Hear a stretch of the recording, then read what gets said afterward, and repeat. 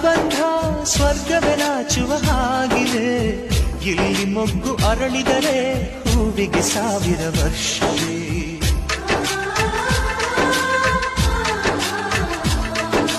ಕಣ್ಣೆರಡು ಇರಬಹುದು, ನೋಟಗಳೊಂದೇ ಅಲ್ಲವೇ?